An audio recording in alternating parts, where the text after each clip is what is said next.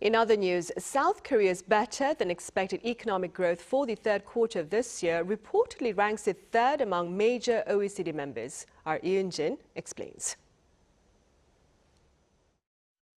South Korea's GDP growth in the third quarter ranked among the highest of the world's major economies. The Bank of Korea said Wednesday that preliminary data released by the OECD on Tuesday showed South Korea's third quarter growth at 1.16%, ranking third among 26 economies.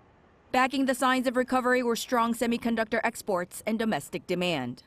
Topping the list was Israel with 2.967% growth, and just ahead of South Korea was Indonesia, ranking second at 1.216%.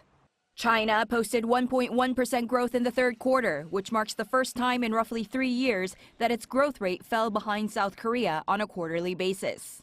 Japan's Nomura Securities drew attention, recently raising its growth outlook for South Korea to 2.3% for next year, higher than its earlier estimate, which was at 1.9%.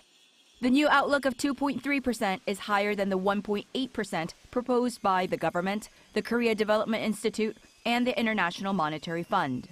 Nomura economist for South Korea, Park Jong-woo, said that as stock prices and housing prices rise simultaneously, the wealth effect will help revive consumption, adding that next year's growth rate will exceed the potential growth rate.